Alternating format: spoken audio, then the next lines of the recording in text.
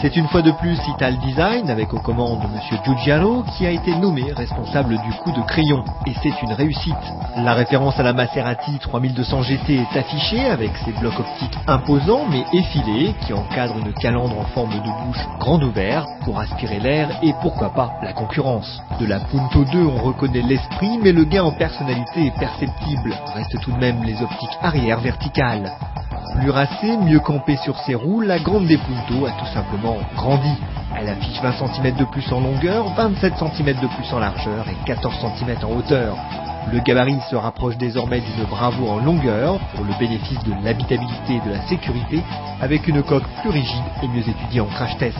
Le sentiment premier lorsque l'on pénètre l'habitacle de la Grande Punto, c'est l'espace gagné, même si le coffre est lui plutôt restreint. Malgré un tableau de bord massif, on n'a jamais la sensation d'être engoncé dans cette nouvelle Punto.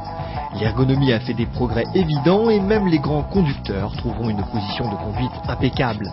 On regrette que l'insonorisation n'ait pas été plus poussée, les bruits mécaniques du diesel étant encore trop présents dans l'habitacle.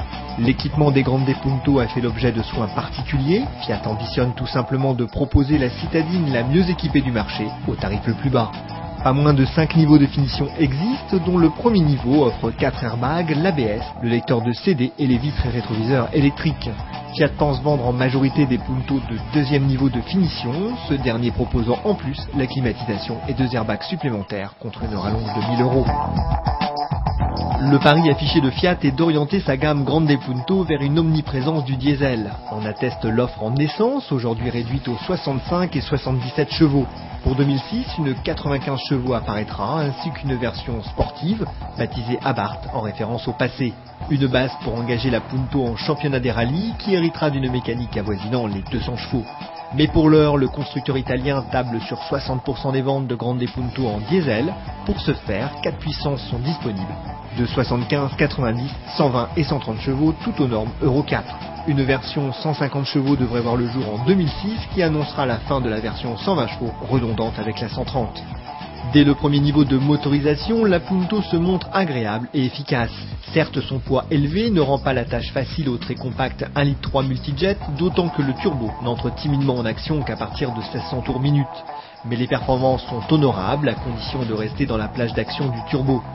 Pas aisé, d'autant que la commande de boîte 5 vitesses est imprécise et n'incite pas à jouer avec les rapports. Plus forte motorisation pour l'heure, les 120 et 130 chevaux étonnent.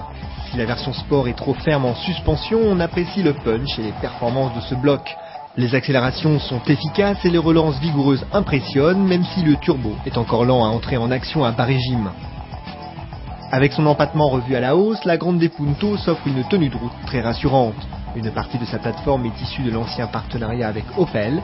En ville, on apprécie l'assistance de la direction électrique débrayable. Sur la route, la stabilité de la Grande Punto est d'un bon niveau. Elle vire presque à plat et se laisse guider avec précision grâce à sa direction franche. Le confort de nos modèles d'essai était plutôt typé ferme à cause des jantes de 16 pouces. On apprécie surtout le freinage puissant en mordant franc et direct qui surprendra au premier abord. Cette nouvelle Grande Punto devrait se tailler une belle part du marché des citadines. Avec sa ligne séduisante, son équipement important et son tarif serré, elle devrait donner des complexes à ses principales concurrentes. Ses motorisations diesel ne lui donnent pas totalement l'avantage en attendant la version 150 chevaux du multijet. Reste l'argument tarif qui est globalement 5 à 10% inférieur à ses concurrentes pour un niveau d'équipement un brin supérieur.